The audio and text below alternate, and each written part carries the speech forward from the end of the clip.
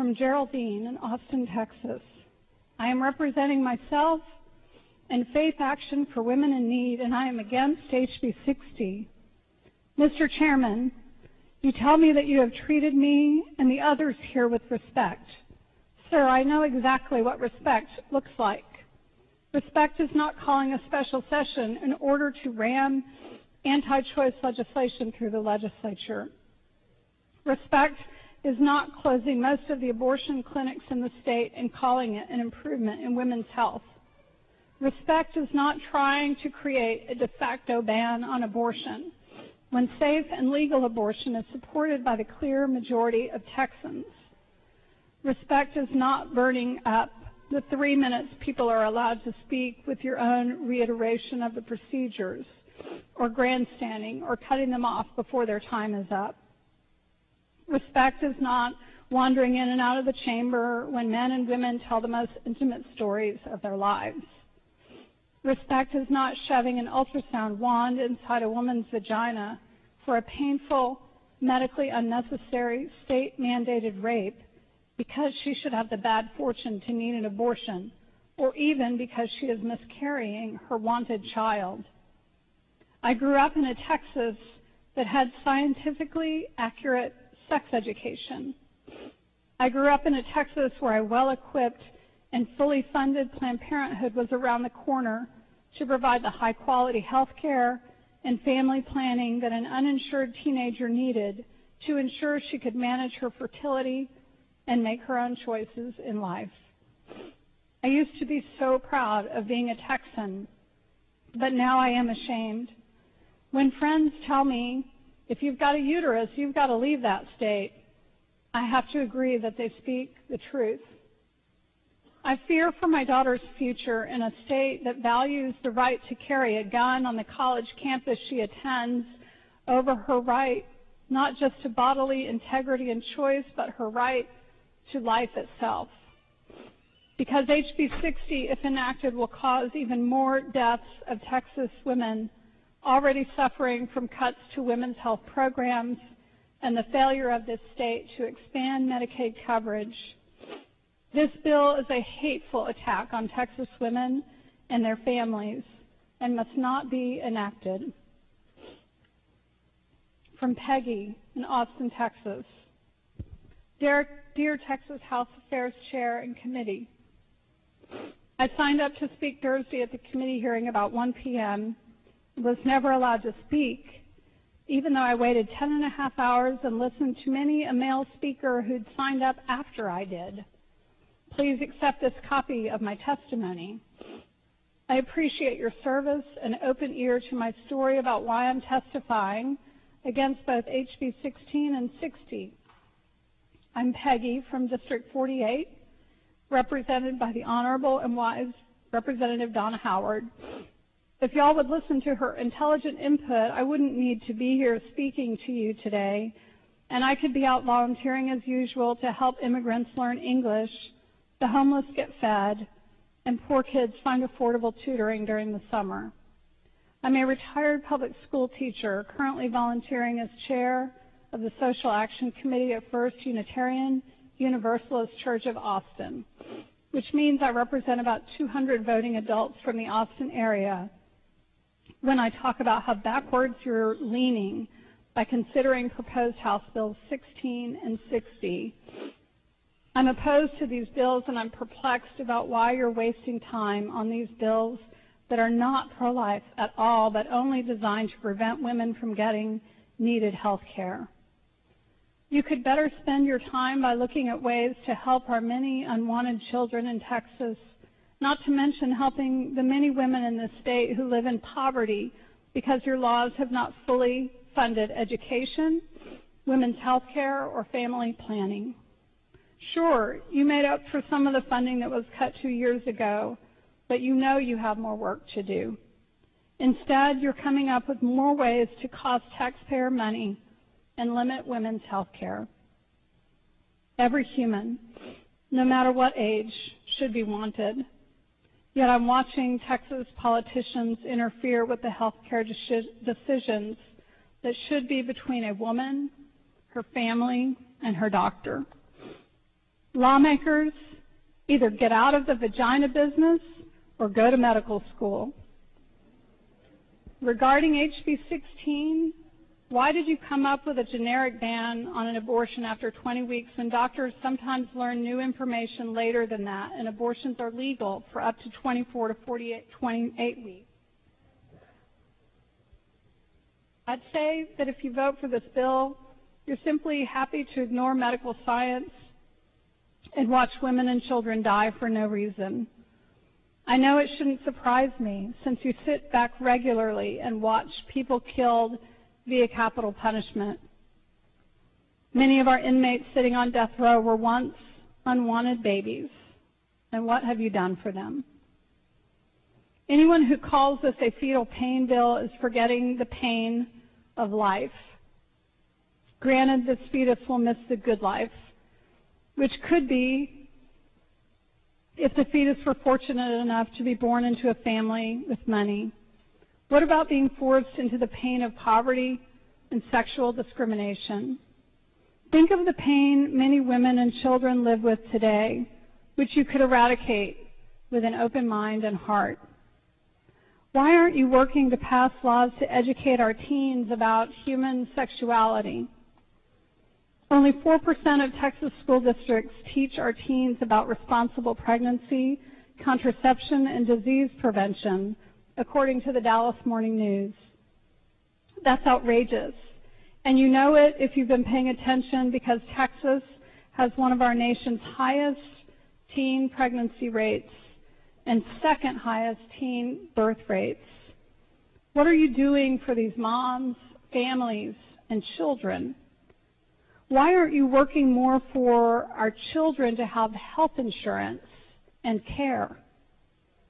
Additionally, HB 60 is absurd because it places unnecessary requirements on health centers, which will reduce abortion facilities from 42 to 5. While women with money will still be able to get abortions, it will assure more poor women of either bringing their unwanted babies in the world to be malnourished, unsupported, and uneducated, or it'll send them to the fatal abortionists who existed when I first went to college in 1972. Are you really okay with more coat hangers? A vote for this bill says you are. If I saw y'all working to truly support our many children living in poverty or in the broken foster care system, I wouldn't consider you pro-death, but that's exactly how I will see any of you who vote for this horrific legislation.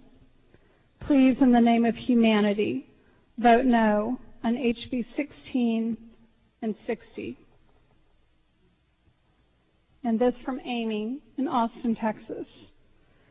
Thank you to the chair and committee for allowing me to testify. My name is Amy, and I am a constituent of Representative Elliott Neistat from Austin.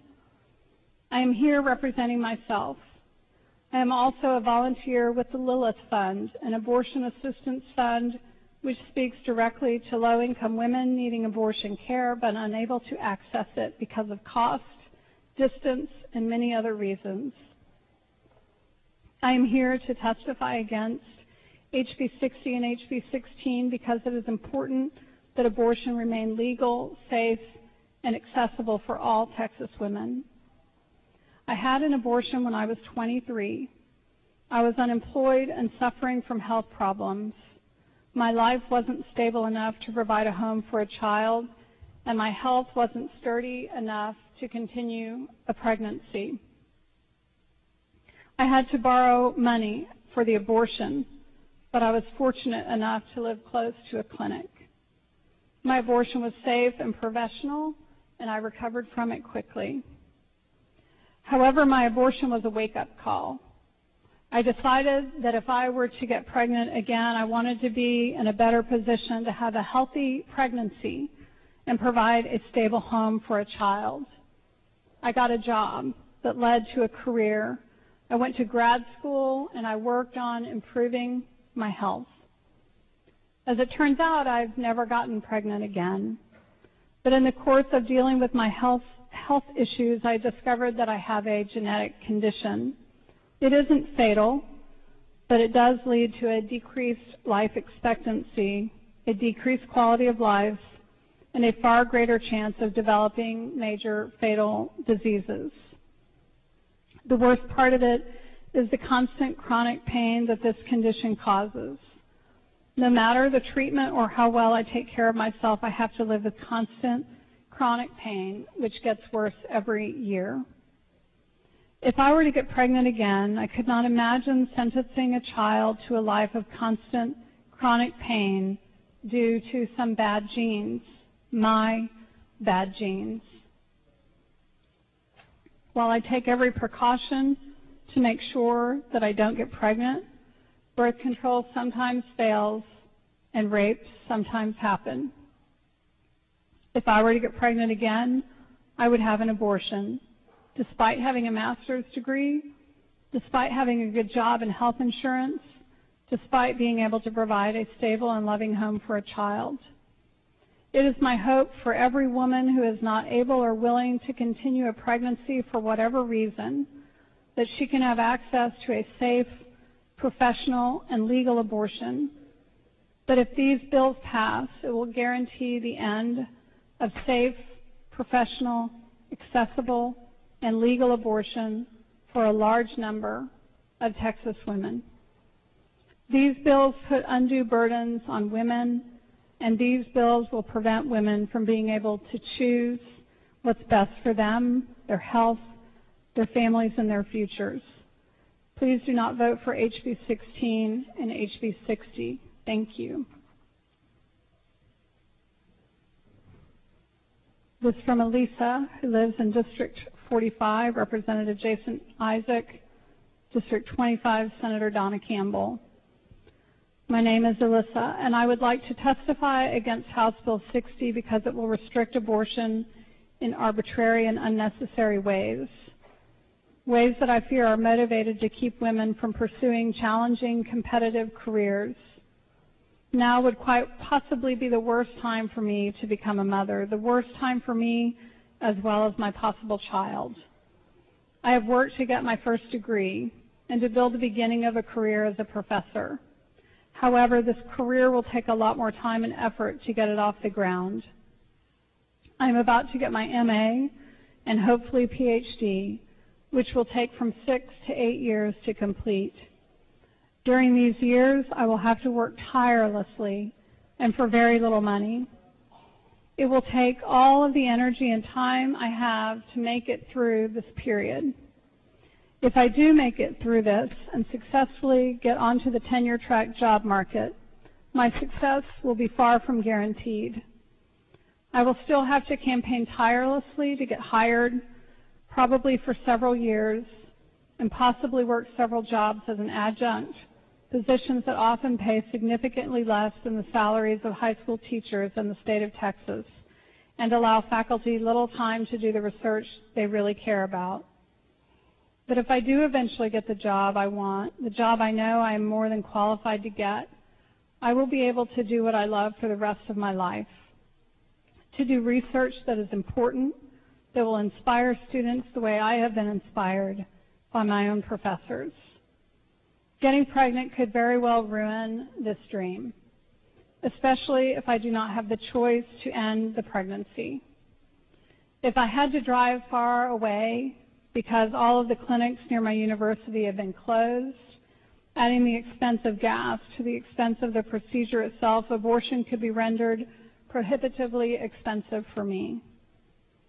If I had a child, I would likely be changing diapers instead of writing my dissertation and devoting all of my money to paying babysitters rather than traveling to deliver papers at a conference. If I do not make it through, I will have to take whatever probably low-paying job my bachelor's degree in English can get me, a job that would likely not ever be able to provide adequately for myself, much less a child, even when combined with my partner's salary. Though I am certainly taking precautions against getting pregnant, if I did happen to get pregnant, I would want to know that I had the option of choosing to end that pregnancy. Choosing abortion would be difficult for me. I am not pro-abortion. I am pro-choice. However, knowing that I had a choice would make it possible for me to come to a decision that I felt at peace with, a decision that I could at least say was my own. Every woman deserves this choice. The Texas legislature is attempting to claim that this choice is really their own, bullying women not located near urban areas into becoming mothers. This will likely result in many individual women losing the kind of economic and social power that full control over their reproductive lives makes possible for them now.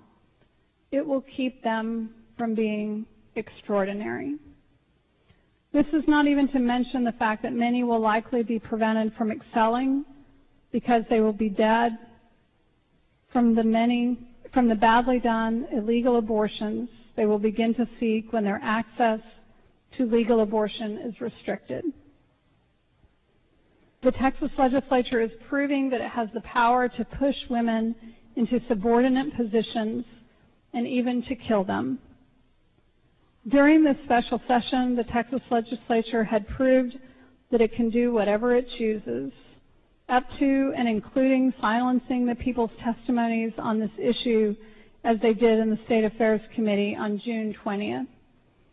Unfortunately for the Texas legislature, their power comes from the people's votes, which cannot be silenced. Half of these votes will come from women who will make sure that the next time a special session like this is called, it is filled with representatives who will value and attempt to protect their reproductive rights.